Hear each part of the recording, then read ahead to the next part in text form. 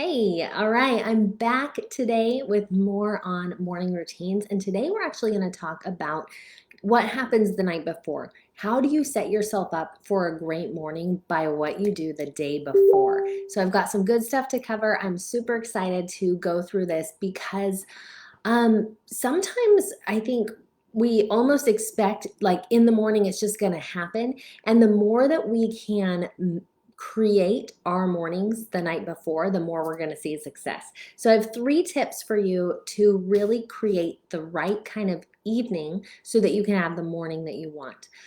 So number 1 is to set up your environment the night before. What I mean by that is anything that you need to do your morning routine, you want to completely do the night before. So for me, I do journaling. It's might sound like the simplest thing, but I want to make sure that I have my pen ready to go. I have my journal ready to go. I do YouTube yoga video every morning. I want to make sure I know what yoga video I'm going to do ahead of time. All ready to go because I don't want anything to come up in the morning that one requires my brain to like, oh, do I really want to do this or not? I want it already kind of created the night before. Eben Pagan has a great quote. He talks about this idea like there's something I want to do. What would make my success inevitable? And I want you to think about that as you're preparing the night before. I want to go running tomorrow. What would make my success inevitable? Well, if my shoes were right here and those were the first thing that I saw, and I just put them on first thing and I have them on ready to go, how much easier is it to just step out the door? Things like that you want to think through the night before. So set up your environment. The second one is when you're actually getting ready for bed to decide what your priorities are for the next day. What are you going to do tomorrow? What's going to get you excited and ready to go tomorrow? So beyond just your morning routine, what are you going to do throughout the day? What are you looking forward to? Spend a couple minutes and think about it. So I like to think about what I have that's coming up that's exciting, but also what are my goals for the next day? What are the big 3 things that I'm going to accomplish, that I'm going to work towards, that are going to help set me up for the big goals that I am currently working on? The third one is a quote from Thomas Edison: never go to sleep without a request to your subconscious. This is so cool because our brains, while we're sleeping, actually are doing a lot. And while we're sleeping, we can come up with these amazing connections. Our brains are clearing out the junk. And so what happens is in the morning, things can be a lot clearer to us than they were before we went to sleep. And so, what do you want to think about? What do you want to know more about? You can actually ask your subconscious to work on that for you in the night. And you will be amazed at the things that come up in your mind in the morning. Another thing along those same lines with the subconscious, the way I like to work with the subconscious is by imagining and visualization. So often our imagination is used for worst case scenarios. And I used to do this. I used to be bad about this. Like my husband would go on a trip, and what would I imagine? I would imagine, oh my gosh, he's not going to make it home and he's going to die on this trip and it's going to be terrible.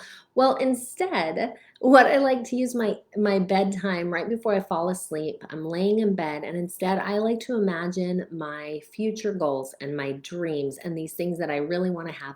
One that I'm currently visualizing and imagining. I just think it would be so cool to have a second home, maybe a big cabin in the mountains.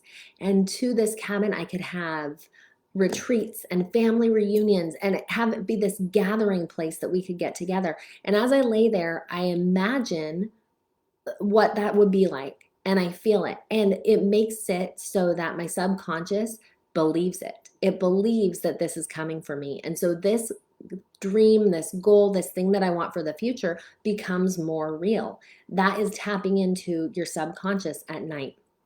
So those 3 things: set up your environment the night before, um, make it so that your success is inevitable, and then decide what you're going to do the next day. That's number 2.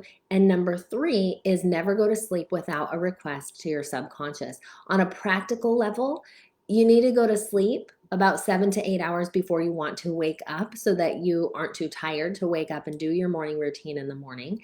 And it's going to help you sleep better if you aren't using that last little time before bed to go on screens or to do something that's getting you excited. You want to have something that calms you down at night. When you have a process, a way to get ready for bed, this evening routine that kind of eases you into sleep, you're going to sleep better. You're going to wake up in the morning ready to go and ready to take on the morning and do your morning routine and start off the day with a win. So it's kind of this cycle of a good night equals a good morning equals a good night that night, and it goes on and on. So really setting up your nights will help you set up your morning for the way that they want to go. This is one of the many things that we touch on in my Mompreneur Life Made Simple, which is my 3-month group coaching that is open right now for enrollment. So if you are interested in that, click on the link and schedule a call with me. Those calls are just, I like to call them next step calls, because it is not locking you in. It's to really get on the phone and see, is this right for me? Is this what I need? I'm not like a heavy-handed salesperson. Yes, you do need this. It's not like that. It's like, let's see and get to know each other and figure out if this is the next step for you. And I'll answer all your questions and really get to know also from my end if you are a good fit for this program and for the other women and for the group. So if that's something that you're interested in, bit.ly/coaching with Chanel, or the link in my bio will get you there also. Thanks for being here, you guys. I'll be back tomorrow. One last thing on morning routines tomorrow, and then we will move on and talk about other amazing things to organize your day so that you can find that balance you're looking for between your family and your personal goals. Talk to you later. Bye.